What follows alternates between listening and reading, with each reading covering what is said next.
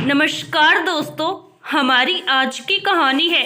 साहब ने कहा, मेरे ठेके पर बिटिया की शादी तय की थी क्या? आनंद शर्मा का पूरा परिवार तीर्थ स्थल पर जाने की तैयारी कर रहा था। आनंद जी की पत्नी पैकिंग आदि में लगी हुई थी। फ्लाइट की टिकट, होटल की व्यवस्था सब हो गई थी। मंदिर के एजेंट ने उनके तुरंत दर्शनों की व्यवस्था भी कर दी थी। अपने बेटे की बीमारी के दौरान जब डॉक्टरों ने भी उम्मीद छोड़ दी थी, तब उन्होंने अपने बेटे के लिए मंदिर में 25 तोले सोने का मुकुट चढ़ाने की मनौती मानी थी। ईश्वर की कृपा और डॉक्टरों के प्रयास से बेटा पूर्णतः स्वस्थ हो गया था। घर में तैयारी का माहौल देख ऐसा लग रहा था कि कोई बड़ा जश्न मन रहा हो।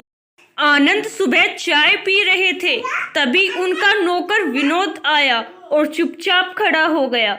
आनंद ने पूछा, विनोद, कुछ काम है क्या?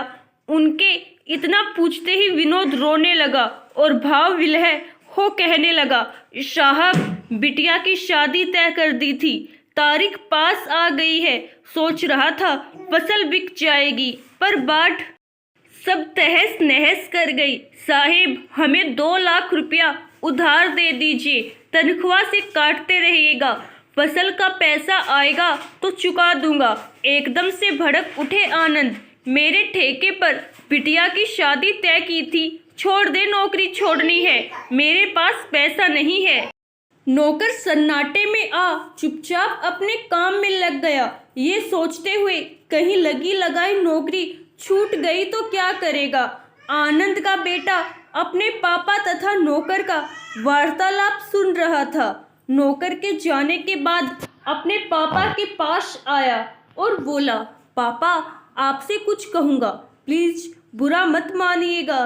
पापा, हम मंदिर में 30 लाख का मुकुट चढ़ाने जा रहे हैं। नौकर ने आपसे 2 लाख रुपए मांगे, वो भी उधार, जो हमारी जी जान से सेवा करता है। आपके पैसे से उसकी बेटी की शादी जैसे पुनीत कार्य होगा। मुकुट तो पंडित जी एक बार पहना कर क्या करेंगे पता नहीं। आनंद गरजे, तू समझता नहीं, जब कोई रास्ता नहीं दिख रहा था, तब तेरी माँ ने ये मनौती मानी और प्रभु के चमत्कार से तू स्वस्थ हो गया। अब हम वो मनौती तो पूरी ही करेंगे, पर पापा, अगर आप ये 30 लाख रुपए जरूरतमंदों के लिए इस्तेमाल करेंगे तो कितनों की जिंदगी खुशियों से भर जाएगी, कितनी दुआएं देंगे वो सब। मैं तो यही चाहता हूँ। माँ, पापा, आप विचार तो करें। बेटे की बातों से दोनों ही पति पत्नी बहुत प्रभावित हुए। देर रात तक सोचते रहे और सुबह जब सोकर उठे तो लगा हृदय निर्मल हो गया है। नाश्ते की टेबल पर जब सब बैठे तो आनंद ने बेटे को गले से लगा लिया और बोले, अनुज बेटा, तूने मेरी आंखें खोल दी। हम दर्शन करने जा रहे, प्रसाद भी चढ़ाएंगे, पर इस 30 लाख रुपए को मैं जरूरतमंदों की मदद में ही लगाऊंगा। नौकर को आवाज देकर बुलाया, विनोद, ये 2 लाख रुपए ले जाओ, शादी की तैयारियां करो, और हाँ, ये बेटी की तरफ से भेंट है, तुम्हें लौटाने नहीं है। विनोद हस्तप्रभ सा उन्हें देखने लगा तो वो बोले, ये अनुज बेटा की करामत है, उसे ही आशीष दो। आनंद अपने बेटे और पत्नी के साथ सुकून से नाश्ता करने लगे।